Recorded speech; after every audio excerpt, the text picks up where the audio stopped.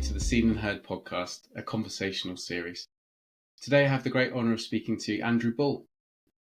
Andrew has been in education for 25 years and fulfilled roles as a classroom teacher, middle leader, senior leader, head teacher, and now education officer of a trust of 18 schools. He's also Director of Education and Schools for a mental health and resilience charity. All these experiences are contributing to establishing Steer Support to support leaders, schools, businesses and charities to flourish in their industry. Welcome, Andrew. Good morning. It's great to be here, and thanks for having me, Chris. No worries. I've been looking forward to this conversation since we connected probably about 9 months ago, 6 to 9 months ago.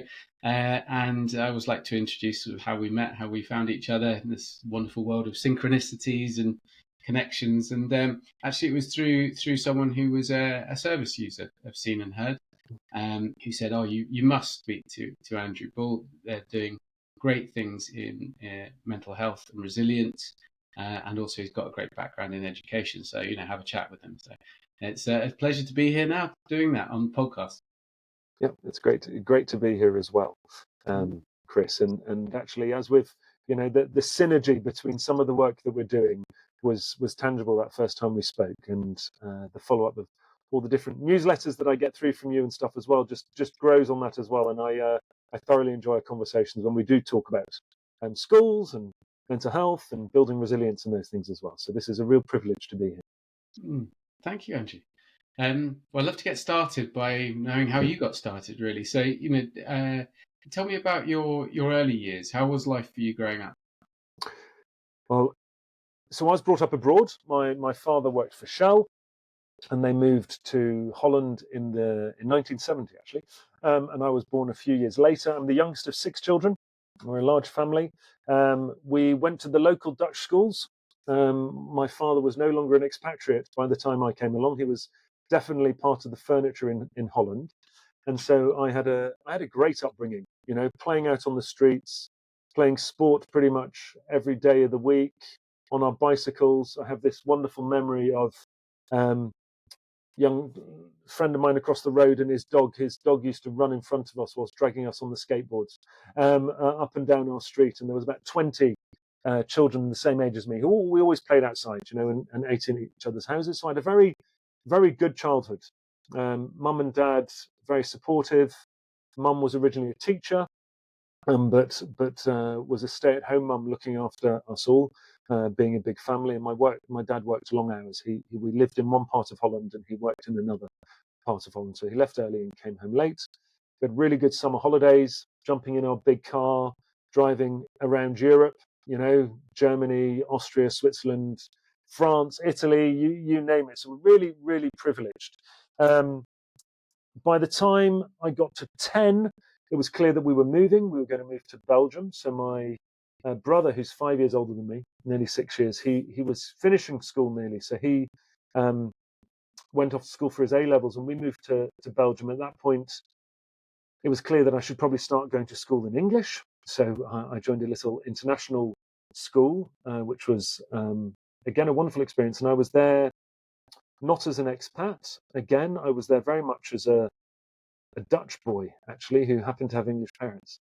But I always spoke English with an English accent. That was one thing my mother and father always instilled in all of us. So we all speak quite properly. And then Belgium, went to this sort of international stroke American high school. I was there for sports my last couple of years. That was the sole reason I was there. And then I came to university in England. And university was a shock to the system. I came to become a PE teacher, PE and maths. I dropped out of maths after my first year, so it took me an extra year to do university. And I picked up theology and religious studies, but not with teacher training, just as a degree with my PE. And then finished uni, did my teacher training, and then I ended up being a teacher. That was sort of my early upbringing. I think there were some themes in my early years. So being the youngest of 6, I was thoroughly spoiled. I had 5 brothers and sisters at my beck and call when they were home. All my teenage years, I was the only one at home. So I was very much like an only child.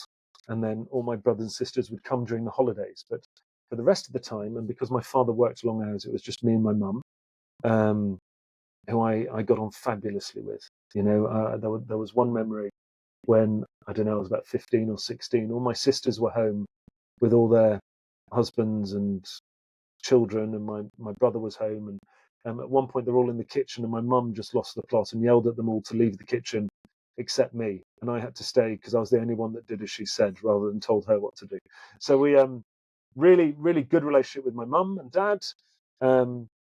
We were church-going family, so the pattern of the week revolved around going to church on a Sunday morning and being involved in some of the other things in and around church during the week, different youth groups and what have you.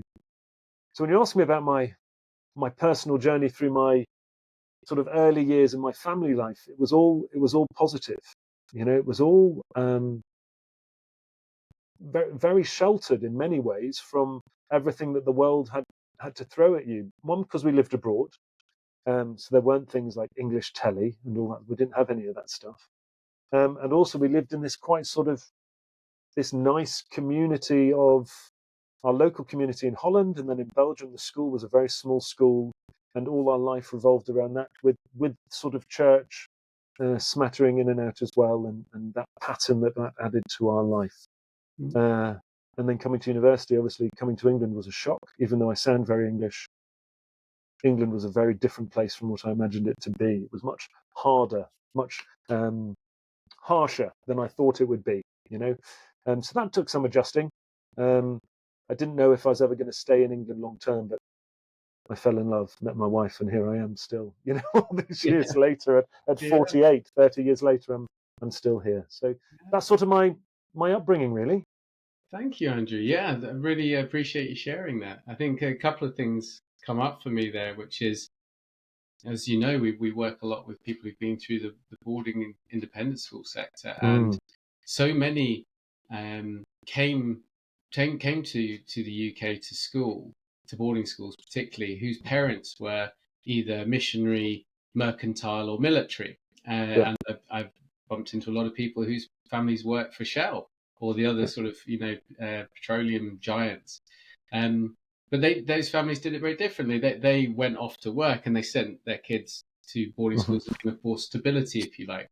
But what you give is a perspective of what happens when the children stay, with the family, and as much as possible in another country, and they sort of have this global citizenship view.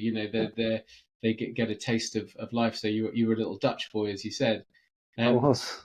But you mentioned that when brothers and sisters were home, so obviously they were a bit older. Were they living in different countries? Were they going to university or school in different countries? Yeah. So my eldest sister is 13 years older than me. So there's a big gap. And then my brother, who's the next one up from me, is 5.5 years older. So I very much was a surprise, as my mum would say, when she was in a good mood, and I think a shock if she was in a bad mood. So I came along a little bit later. And so from the age of 4.5 actually, my sisters started leaving home, to university. So I remember not talking to my mum for 2 weeks after my eldest sister went to university, because I felt like she'd taken my eldest sister away from me. But she'd just gone to university. There was no taking a sort of little young person's brains. So they all of them came. If they came to university, they came to university in England. From Dundee, Durham, where else? Liverpool and London. And then one of my sisters moved to Italy when she was 17 as an au pair, and then never came home because she met her now husband, and she's got 4 children, and she's lived there since, I don't know, 1982 or something. So she's lived there a very long time. So Italy. So we visit Italy regularly because of family. I've got nieces and nephews who are very close to me in age. My eldest nephew is only 11 years younger than me, so he's like a little brother and a really dear friend as well. And his children are the same age as my children, my youngest children, which is very funny. So it's England and sister in Italy, and they all came to university. And so I was always going to come back to England for university. I think that was always going to be. And then my father retired, and they moved back to England at the same time as well. Yeah, thank you, Andrew. Thank you. And how was it for you, as someone whose dad worked a lot when I was young, and that's actually part of the reason I went to boarding school at 7. Um, Mm. it sounds like Dad was working a lot. How was that for you, having Dad out of the house so much? Yeah, so we didn't see him much during the week. He left at 7 and came home at 7. That was pretty much his routine. However, at the weekends, particularly myself and my brother, I don't know, so I can't say so much about my older sisters just because they're older than me, so I don't really have memories of how it worked for them. But for me and my brother, we had this big car that could sit 8 of us in there. So he used to ferry us around and half our mates to football fixtures or cricket fixtures or athletics or cross country or tiddlywinks, whatever we were involved in. My father was the driver, so I think most of his Saturdays during our childhood were spent in the car, just driving us around. Um, and so he was always available for us at the weekend, on the Saturday. Sunday, we're always all at home because, like I expressed, we went to church in the morning. We always went to church as a family, and my dad was always there. So he didn't work. He didn't work at the weekend. It was during the week, Monday to Friday. He worked. He worked really hard for us and gave us the life that we had. Very privileged to have Mm, that life. thank you. And has your faith, the church, stayed a big part of your life? Is it? Very much so. I'm very comfortable in expressing that I have a strong faith, that I go to church on Sundays. My wife is the parish administrator in our local church, so we're very much involved in the church, and we've brought our children up in by going to church as well, and the older children will make their own decisions and what have you. But no, I am not without questioning or having those personal doubts. When you live a life, you live on mountaintops and valleys as well, don't you? And you can't always be on mountaintops, and you definitely don't always want to be in valleys. You need to travel through a valley to get to a mountaintop, and so life isn't always standing on a mountaintop and it all being beautiful. But I would say that a constant throughout my life has been an element of having faith in religious practice. Yep, adding that routine and pattern to life, and Mm, being in Catholic education for 25 years. Um, it helps being in an environment that provides you that structure as well. And in order to become a Catholic deputy or a Catholic head, you have to um, be able to express your faith clearly, but also be practicing uh, to hold on to those roles really, and to be a champion of what all the good things that you're meant to experience through faith. mm. Thank you for sharing, Andrew. Yeah, I appreciate that. So, I mean, that nicely brings us on to what you went on to do. It sounds like, Yeah, as we said in the bio, 25 years in education, so many different yeah, roles, rising up sort of through the ranks, if you like, middle management, senior leadership, etc. And as you said, it's largely in faith-based schools. yeah. So, yeah, just tell me a little bit more about how you found your way through to that career. Obviously, studying um, PE, Yeah. theology side of things as well. So, what was the segue out to work? I was either going to be a professional athlete or a PE teacher. I think that was written in the sky. That's what I was going to do. Um, I wasn't good enough to be a professional athlete, and I got injured as well. So I shattered my ankle when I was 21. So that sort of put paid to any of those dreams. Even though I still play sport today, and I've managed to enjoy it still. Um, and so it just made sense to be a PE teacher. My mum was an English teacher, so I had a model of what a teacher was like. I always knew I wanted to have a family if I was meant to get married and have a wife and children. And so if I was going to have those children, I wanted to be able to spend time with them. So being a teacher kind of made sense because you get the wonderful privilege of having holidays when your children have holidays. Um, I sort of I applied for university to teaching and ended up not doing the teaching degree, but did joint honours, and then did my teacher training afterwards. And it just kind of made sense. I wrote here I was thinking about my life, and a lot of what I've done has just made sense. It seemed to be the natural progression. And, once you get into teaching, you sort of, inevitably, when I joined in the late 90s, it was, you stayed in teaching. People didn't come for a couple of years and then leave. You stayed, it was um, very when the new Labour government came in under Tony Blair, it was financially much more rewarding than at any time in history. But also, there was still some sort of status attached to teaching, some sort of, oh, you're a teacher, wow. And I've experienced some of that changing, but so I sort of not fell into it. My first job as teaching, I was a PE teacher in a boys' school that was really rough and tough, really tough. I'll write a book one day about all my teaching experiences, hopefully humorous. But it was really tough, and I really had to learn about managing difficult characters, and so alien to me. I came from a lovely home with mum and dad and brothers and sisters, and we had everything we needed. We were by no means wealthy, but we weren't, short of opportunities to live a good life.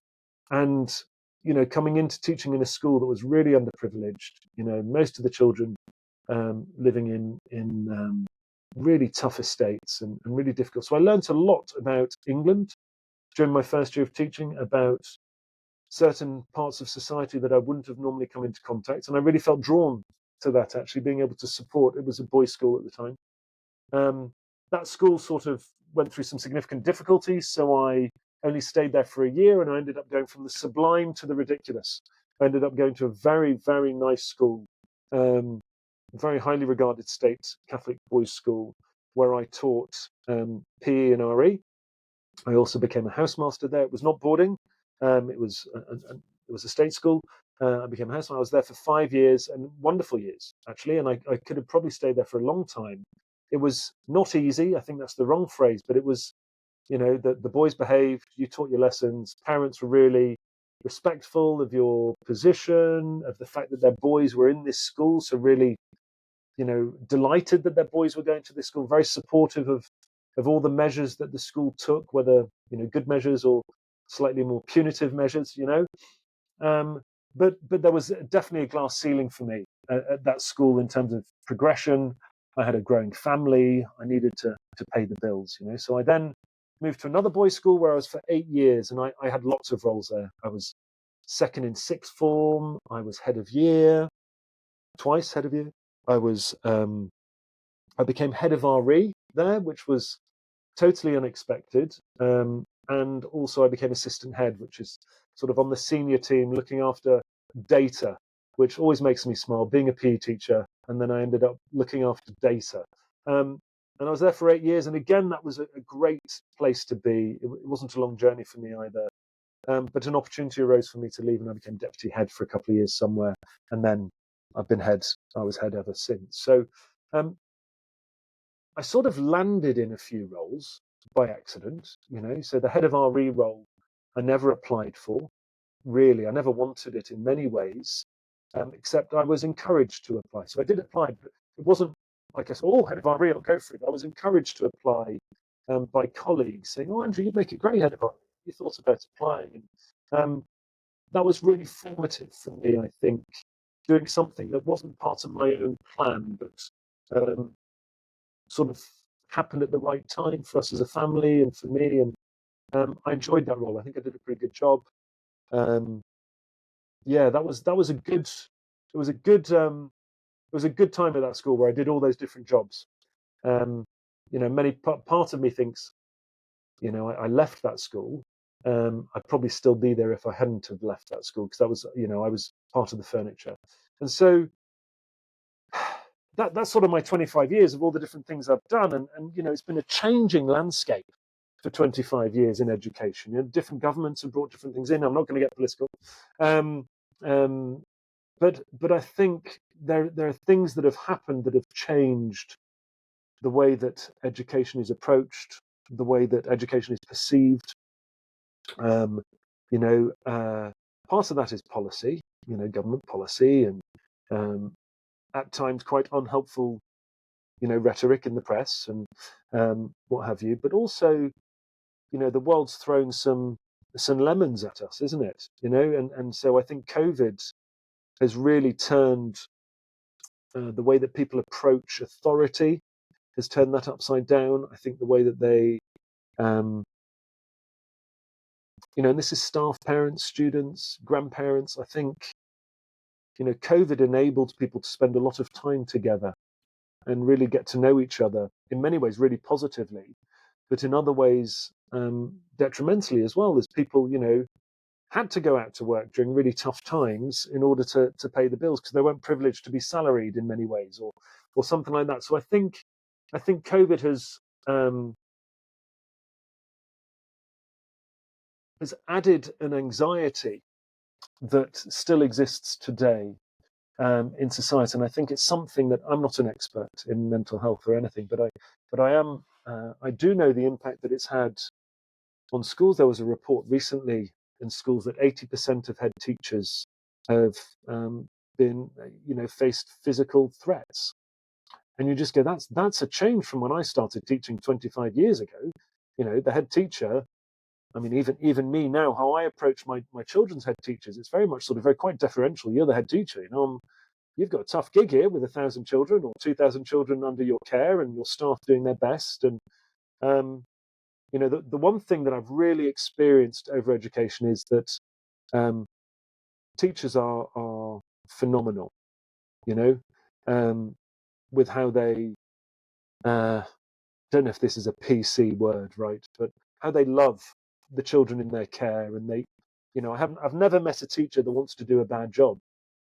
I've only ever met teachers who want to do their best for the children in their care, and so that hasn't changed.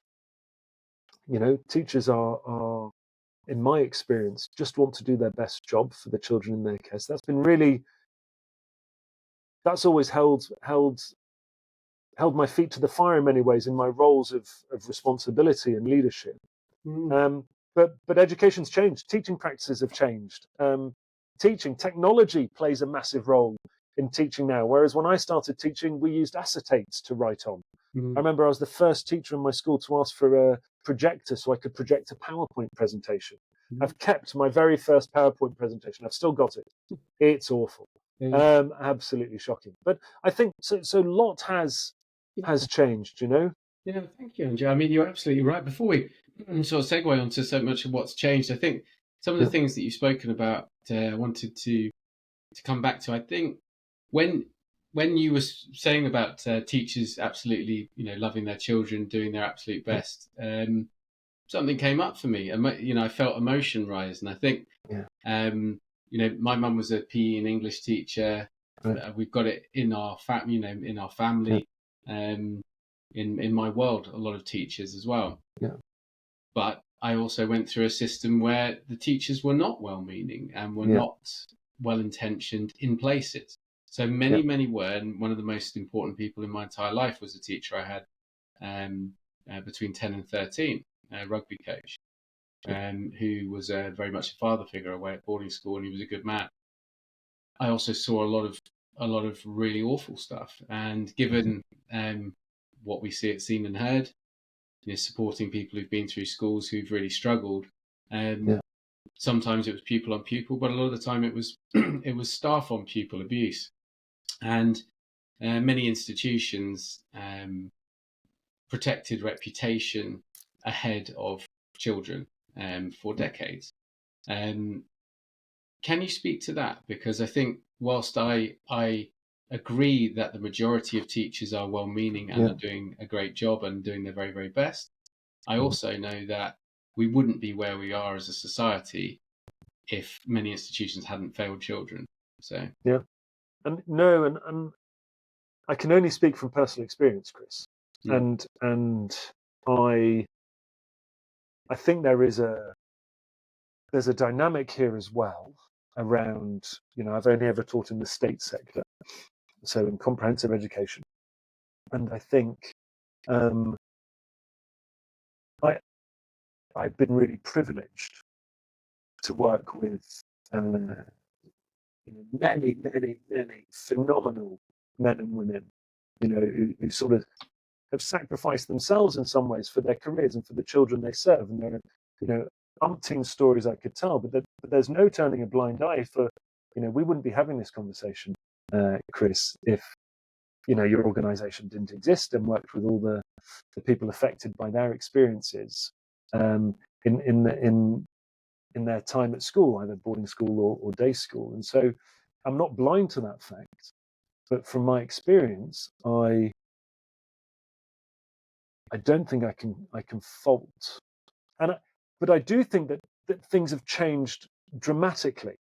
So I came into education in the late 90s, and that's not saying that the 2000s everything's rosy and there's nothing inappropriate happening anywhere in the world. But I can say that with the advancement of understanding of abuse and safeguarding and child protection and the systems and processes that are in place, I'm really proud to be part of a profession that takes that really, really seriously. And particularly the senior leaders, that all the senior leaders I've worked with, and how they implement those, and the rigor that is placed on, as head teacher, the rigor that is placed on you, or as designated safeguarding lead, or and I think there's been an opening of a book, sort of maybe the veil has been lifted slightly, that people are happy to talk about if they feel uncomfortable, or somebody said or done something that's inappropriate. Whereas before that wasn't encouraged, those conversations, or for young people or people our age to speak up.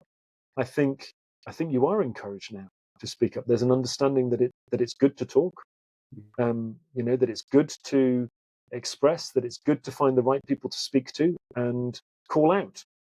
And that exists in every educational setting, I think, now, or it should be, and it's growing because of, I think, how times have changed. That would be my reflection on that, Chris.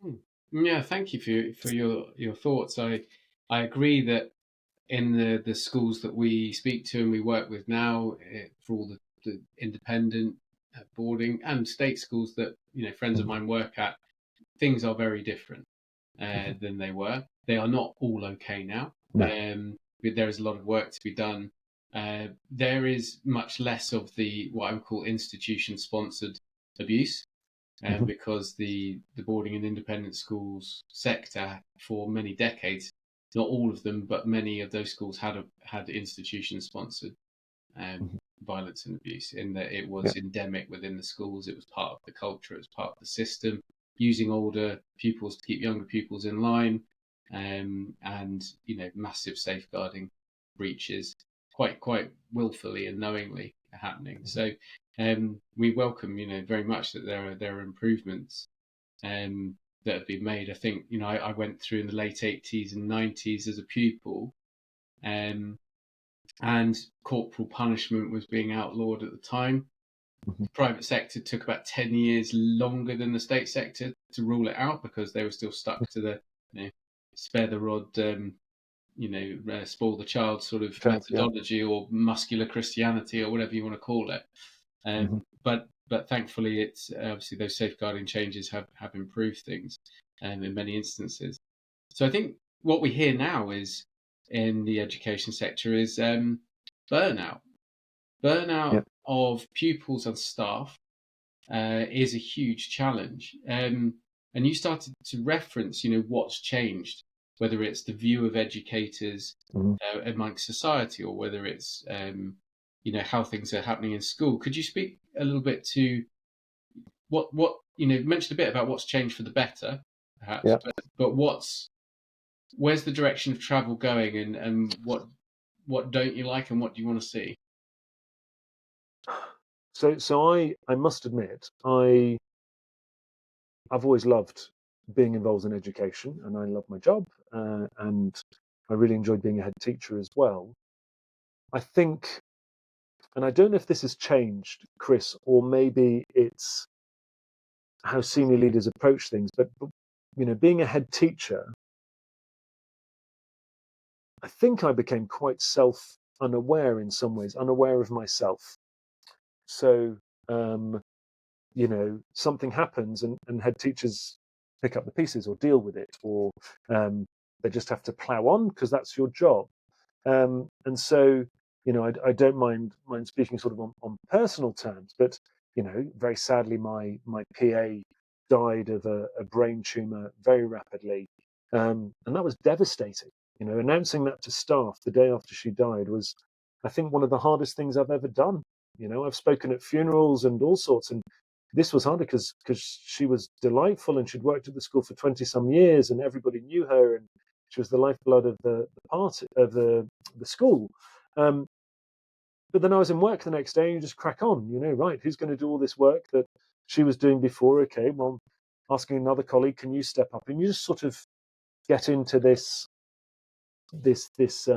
treadmill of keeping on going. And then sadly, at the same time, my mother was diagnosed with cancer and she died, I think 6 or 7 weeks after my PA, on a Sunday at midnight.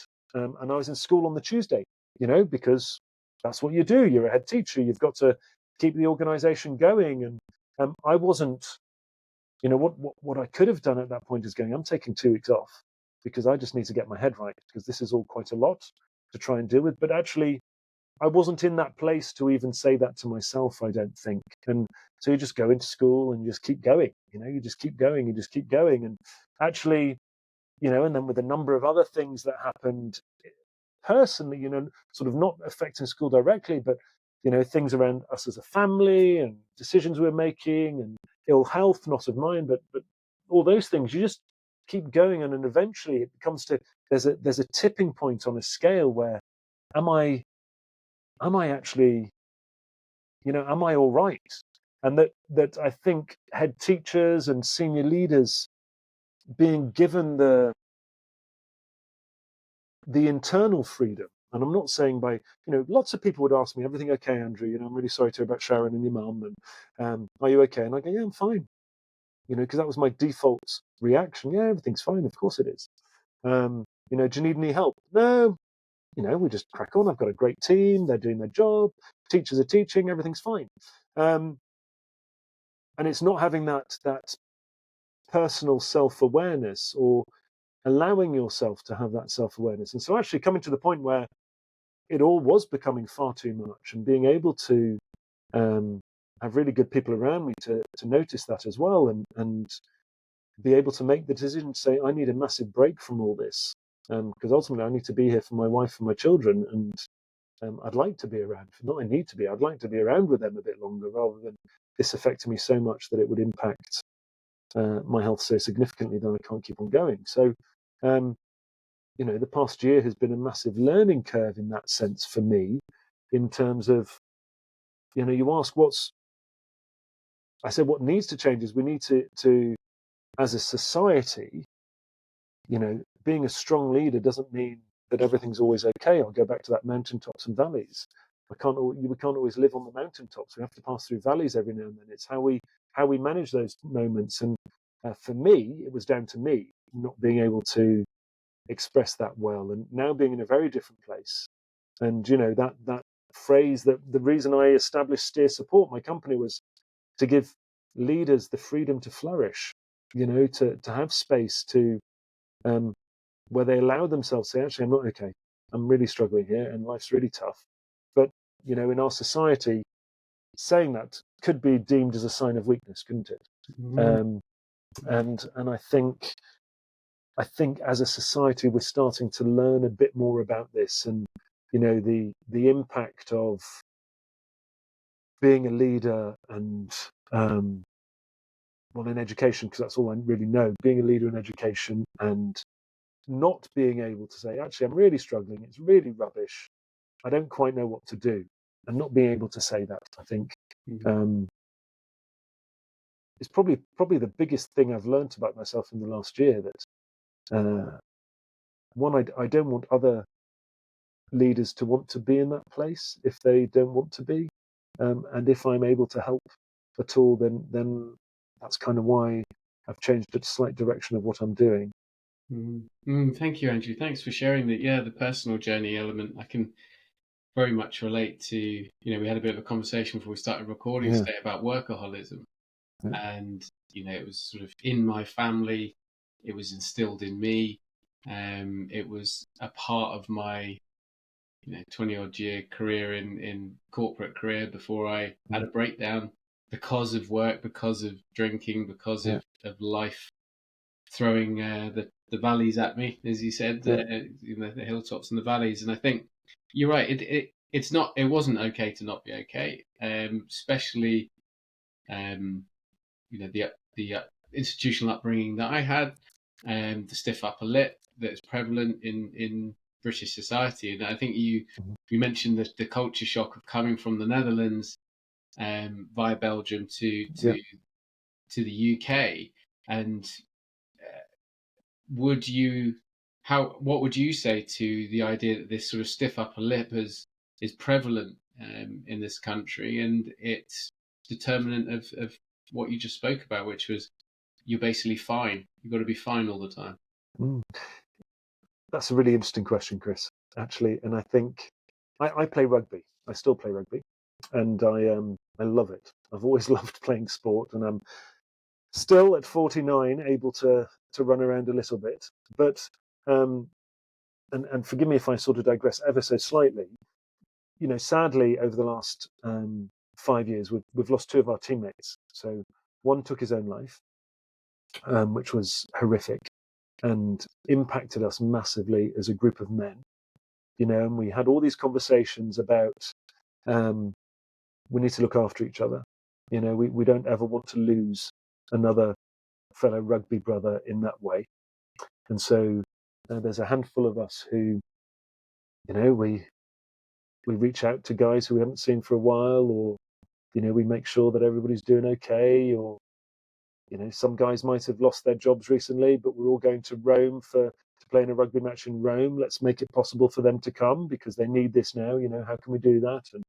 And just keeping an eye out. And we spoke a lot about doing work around men's mental health, and the rugby club has been brilliant. You know, we've partnered with this amazing mental health organisation called Braitch, which works particularly in rugby and sport, and trying to really encourage men to talk. So Thursday night is everybody plays touch rugby. It's a really important night for the guys because we run around headless for 45 minutes to an hour, and then everybody sits in the bar and catches up. And it's kind of like it's not group therapy, but it's definitely, it's the old village feel. You know, this is our village. And then last year, sadly, one of our guys died from a blood clot that I think went to his heart and killed him. And the one thing that showed me that we've made some advances in this actually was that it was Tuesday afternoon when it was his funeral. There were 46 of us from the rugby club at his funeral. 46 men took Tuesday afternoon off work to come and say goodbye to one of our lads. You know, he was 52, 53. I don't quite know how old Moisey was.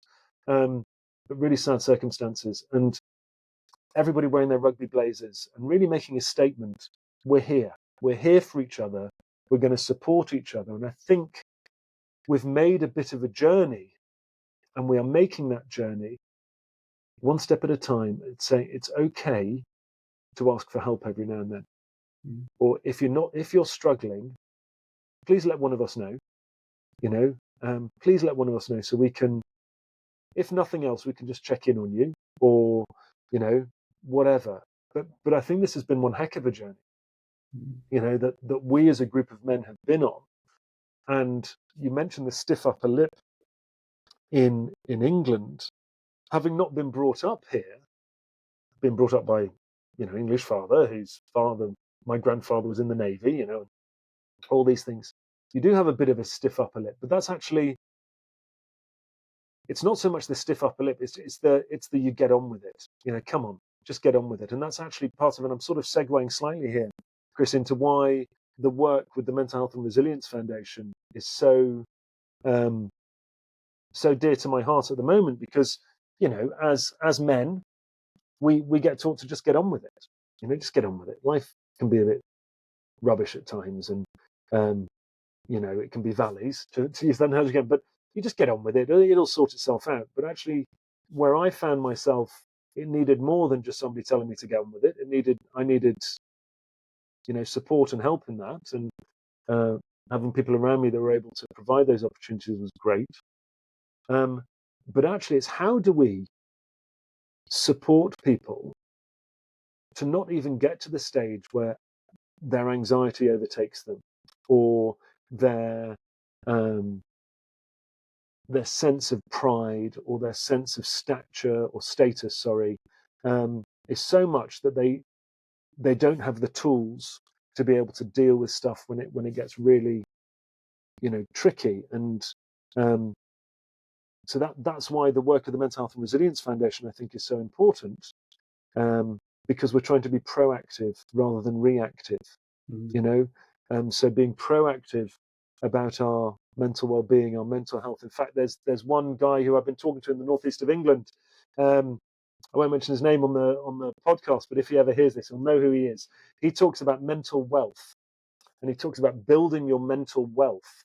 And there's another guy that we've been partnering with in the and Resilience Foundation, which is, he talks about mental fitness, and it's if you don't develop really good strategies for coping with the everyday, how are you going to cope with them? If you get knocked a little bit. And so, there's a massive need for people need counselling support or psychotherapists or all the professionals. There just simply aren't enough of them in this country. And if you need any support, there's waiting lists that go on for miles, and you can't get seen when you do get seen. And a lot of those at the moment, and there's so much research been done on this, have one or two sessions. This is from experience in schools as well. Whereas if we'd been able to do some work earlier and beforehand, maybe, I'm not saying they will, maybe wouldn't have arrived at the place where taking time from professionals where significant needs are need professionals, but maybe some of the slightly more insignificant ones don't need professionals. So I think this overwhelming sense of, as a society, we can really grow and build, our sense of resilience, and our strapline is building strategies to cope with life. I think life is not always good, and it's how do we cope with those moments that aren't so good, and a lot of them we can learn. So sort of segued into that. Sorry, Chris. No, not at all, Andrew. Thank you. It's a good segue, and I just want to honour your fallen brothers in your team. For who aren't with us anymore, and thank you earlier for sharing about your mum as well. So yeah, just very important to note those. And I hear what you're saying. I think that I was a big part of the men's work movement, things like the Mankind Project, etc.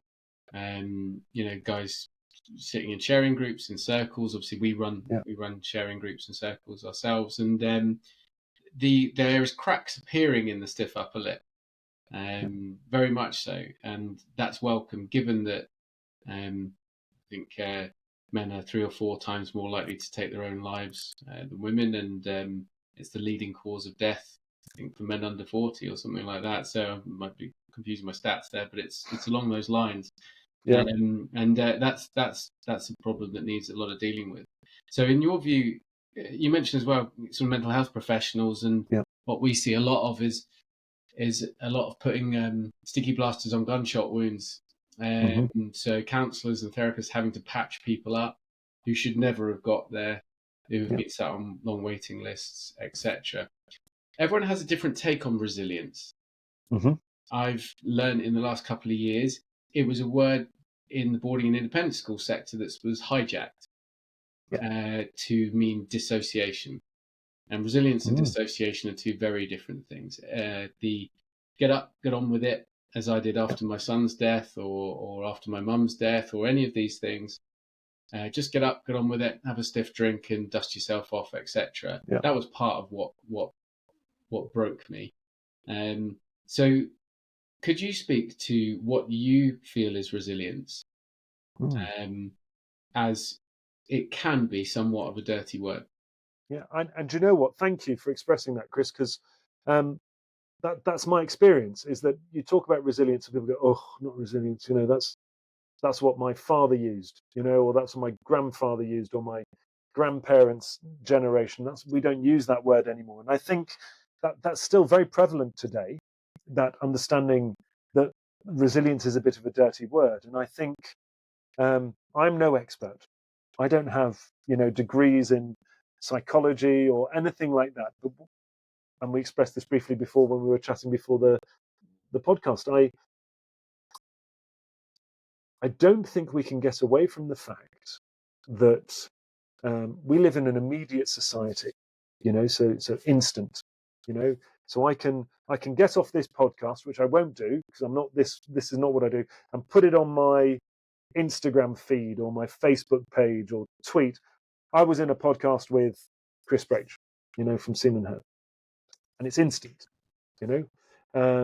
I can say, I can have a look online and see what people I know had for breakfast this morning. I don't really care, but they obviously felt like putting it up. So we're in this instant gratification. We need diagnoses, we need labels, we need understanding, but it has to be now. And I think what we have gotten away from is that actually, as human beings, as humanity, we've traveled the last thousands of years and overcome a huge number of things, ice ages and floods and earthquakes. We're actually, as a species, we're incredibly resilient. We know how to manage in the face of adversity. And I think resilience, getting away from that kind of suck it up, I'll just suck it up and get on with it, like you expressed that you did, Chris, or maybe where I was at as well, following the death of my PA and my mum and the other things that were going on. My understanding of resilience is that actually I could have, or if I had learned certain tools or strategies, or been in a place where I'd been receptive to figuring out some of my thoughts and my hesitations and my reflections, and learning tools on how to process those, that is the resilience. That resilience isn't stick it in a corner, lock it in a box and move on. Because that's actually that's where you end up, either like you've expressed, Chris, or where I was very close to somewhere where not finding a way back. And so I think the resilience piece is about you can experience some tough times, and you can overcome them by learning certain strategies. What are some of those strategies, Andrew? What do you advocate? advocate? So there's a great book written by an Australian, and it's called The Resilience Project. He's massive in Australia. His name eludes me. And he talks about gratitude, empathy, and mindfulness. GEM, he calls it his GEM strategy. So that's one way of building resilience, is focusing on being grateful, having empathy for others, and then finding moments of mindfulness. So meditation or prayer or peace or whatever it might be. And actually from that book, I've sort of taken two things into my life going forward, which I was totally not part of my life before this time last year, which was one, he suggests at the end of the day, you write down in a journal 3 things that you were grateful for in the day. Here is a journal I have. 3 things that you write down to be grateful about at the end of the day. And as I was listening to him, and I've listened to his book a couple of times, but why would I wait till the end of the day to be grateful? So for me, one thing that I was never really very good at was appreciating what I had at the moment I had it. So now I'm sitting here, Chris, and I'm really grateful for this opportunity. I'm not going to wait till this evening to be grateful about it. I'm grateful now. So that was one thing. And the other thing is to really be present in every moment. And I found myself quite absent through my brain being elsewhere with work or difficulties or challenges. And so to really focus on being able to be present, and that's taken time, but to be totally present with you here. I'm thinking back to this time last year, I'd have had emails on this screen, or I'd have had WhatsApp open, and I'd have been glancing over and all that. It doesn't make any difference if all those things can wait. And currently I'm with you. Or when I'm with my children, I'm present with my children.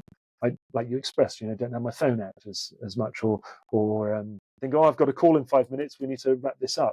And so those are 2 strategies, being grateful in the moment and being present. There are, through the Mental Health and Resilience Foundation, we call ourselves And Resilience, because essentially what we're trying to do is to change the narrative around mental health and well-being to always include resilience. There's strategies for all sorts around how you can manage conflict with your children as a parent, how you as an employee can develop some resilience, particularly maybe if you struggle with your manager or whatever. And there's lots of resources on there. A lot of the base, when you get down to the nub of it, I think there is an element of it's about how you process things, and it's strategies you can learn on how to process your emotions. We all get anxious, Chris. When I looked at my diary at the beginning of the week, I thought, oh, I've got this coming up on during the week. Oh, let me prepare. Let me look at, let me get my thoughts ready. And you've got butterflies in your tummy, and I was a little bit anxious, but actually, it's okay to be anxious at times. It's not a bad thing. It's how you manage and process that. Now, in the past, maybe some of my anxiety might have got the better of me because I would have panicked and I would have left it till last minute. What I have learned for me to manage my anxiety is to plan. So I knew on Monday, I was really clear that whatever we were going to talk about, how I was going to express it, whatever, because I'd prepared for it, and so I don't do things last minute anymore because it doesn't work for me. And that creates too much anxiety, which then means I start dipping into these valleys. And so one way for me to build my resilience is to be really planned and to structure my time. So there's many different strategies, and I'd encourage anybody to go on to andresilience.org and have a look at the gateway, because there's loads on there that anybody can access to support them. Thank you, Andrew. Yeah, we'll absolutely put the link in the show notes today so that people can learn a little bit more about what you do, what your organisation does. Yeah, and what I'm hearing there is compassion, empathy, very important, and now understood to be the key determinant of leadership success is emotional awareness. Very different from the kind of emotionally cauterized leaders of old, the command and control structures, etc. So there is a big shift in leadership and management understanding and thinking now. So I'm hearing gratitude. It's a key part of my practice, my day as well. Morning, evening, whenever possible. Mindfulness, so staying present. These are fantastic tools, and you predominantly, I believe you work with a mixture of adults and young people. But let's just talk about resilience and these sort of tools and techniques, ways of being, really, more than that. They're not tricks. They're effectively stripping away the nonsense and allowing human beings to be as they are built, which is to feel a full range of emotions and to try and be present with their experience that they're in at that moment, rather than being pulled off onto all sorts of other things. So for young people, which is a very big area of overlap for us, what are you advocating? What are you taking into schools or for young people, and what does that look like? Thanks, Chris. Yeah, so really good question. And I think before we can even, every school or group of schools serves their own, has a different context. So a group of schools in Leeds is very different, from a group of schools in West London, let's say. And so they all serve their context and their demographic. I think the biggest element of what we're experiencing through our first year of work and through our pilot program is the need for a cultural change. And you expressed it so well there. We can't just do a program on building resilience with a group of students and then go, right, they've learned how to build resilience. That's it. They're good for life now. There needs to be a cultural shift in the language that we use as well. And if we, part of the aims of the Mental Health and Resilience Foundation are very much to change the narrative around mental health and well-being to always include resilience. And it's the narrative and the thinking that if we can even change our policies, so wherever we mention mental health or mental well-being, that we always also include resilience. And the reason for that is that I think there's a negative connotation around mental health, that it is a problem. When you say mental health, you don't often talk about that you're doing really well. It's more often that there's something that's not going quite right. So rather than being that, and I expressed this already, the reactive side of it. So your mental health, right, what we're going to do about it? By including resilience, we're actually saying we're going to be proactive about supporting you as young people in this school to build strong mental health, to be able to cope with what life throws at you, the everyday that life throws at you, not the big things, deaths or bereavements or significant, incidents of abuse or anything like that. But the everyday, how can we support you in that so that you become, it's about growing up and maturing and becoming a really good member of society as well. And so I think the cultural shift needs to happen. It can't just be with young people, it has to be with staff and with parents. So I had a wonderful conversation the other day with a practitioner who's working in schools, and actually the sole work that she's doing is with parents. It's not with the children even, it's with the parents, that if we could help the parents understand about building their resilience, taking the phone off your child when they've been on it for too long, and not letting your child, go, it's my phone, and all this, or supporting your child going to school when they say they don't feel quite right. That's all about building parental resilience and supporting your child and modeling that for your child. So I think, first of all, it's the cultural change. And then the other thing I think is it's not a one-off. It's not we'll do a workshop on resilience and then that's it. We leave it. So there's a number of case studies. There's a school in South London that's an all-through school, so from 3 all the way up until 18. And they have different statements of what they're going to be at school or what they're going to become. And one of them is they're going to be resilient. And one of the 5-year-olds came home, and the mother asked her, how was school today? And said, I did this, and this, but I had to be really resilient because I wanted to play at break time with those friends, but they were already playing again, so I just had to wait, and I really had to be resilient there. And this is a 5-year-old using that phrase because of what she'd been taught and the cultural change at school, and it's every day. And so if something isn't happening regularly, and you know this through learning or through work, or connections with partners that you're partnering with, if you're not there constantly, then you're out of their mind or you get forgotten. Or so it's the constant reminder. So PSHE programs that weave in resilience. I'm working with an organisation that goes into 600 schools or something and does support for GCSEs. And actually, they're changing the language within their sessions to include, if you face a question that you don't know the answer to, let's unpack it. Let's be resilient in that moment and unpack the question rather than just missing it because you're missing marks. And so they're changing the language they're using in all their sessions. And so I think you asked me, what can we do for the young people? I think in schools, it's the cultural shift. It's the constant working on it. So we can't get a company in, do like a wonderful workshop and then leave, because in 2 weeks' time you'll have forgotten. And so it's about the constant, the small things. And so we talk a lot about quick wins. At the end of the day, stopping, or during, before you go out for lunch in a primary school, the whole class has to think of one thing that they're really happy about before they go to lunch and one thing that they don't want to take into lunch, so something they're unhappy about, so they leave that to the side. There's something that we do with staff, and I'm just seeing whether I don't have them on my desk, but there's sort of a going home checklist. The NHS came up with this during COVID, and it's basically, check on your are you okay at the end of the day? If not, go talk to somebody, check on a colleague. If you can't find anybody to talk to, go find a member of the senior team.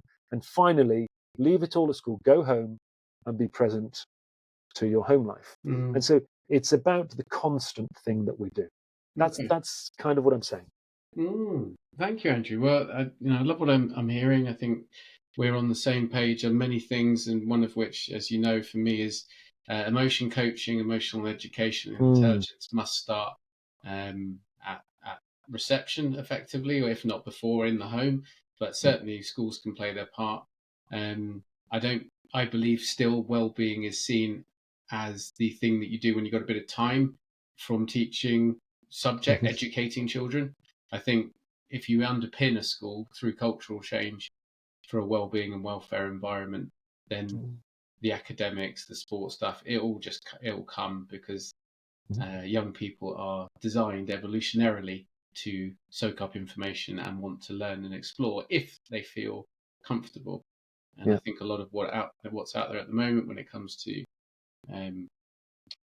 special educational needs, learning, dyslexia, ADHD, etc., and much of it can be supported with a proper well-being culture, because ultimately stressed minds can't learn. No, So as we start good to bring observation. things to a close Yeah. today, is there any last thoughts that you want to leave? Anything that you want to advocate from the work that you do, or for Well, parents maybe listening? yeah. I think it'd be really helpful if the put the link to our website following this. I think that'd be really helpful to help parents. There's links there just for parents as well. For under 18s, there's resources there, and for schools and companies as well, businesses actually. We're working a lot with businesses as well. Um, and I think what an opportunity to be able to talk about this sort of thing, Chris. And I know that we're on the same side of the fence on a number of things, but in other ways we've had vastly different experiences. And I just really appreciate um, your willingness to listen as well, because I know it can't always be easy doing these podcasts with different people. But I think we've connected for a reason through the work that we do, and I think hopefully that's come out to sort of and played its part today as well. Thank you, Andrew. Thank you for wrapping up so beautifully. It's been a real privilege to speak with you today. Um, Andrew Bull and his organisation and links will be in the show notes from today, but certainly taking away the understanding of bringing resilience into the conversation around mental health and well-being, understanding it in its true context, not in the dissociated stiff upper lip sense of the past, but in the checking in on yourself, checking in on others, and understanding not every day is going to be a good one. Yeah. So thank you so much for your time, your words, and your work out there. And to all those who are listening, thank you so much for taking the time. This has been the Seen and Heard podcast, conversational series. I'm Chris Braitch, and a great pleasure to have spoken to Andrew Bull. Take care. Thank you very much. We'll say goodbye for today. Thanks. Cheers. Bye-bye.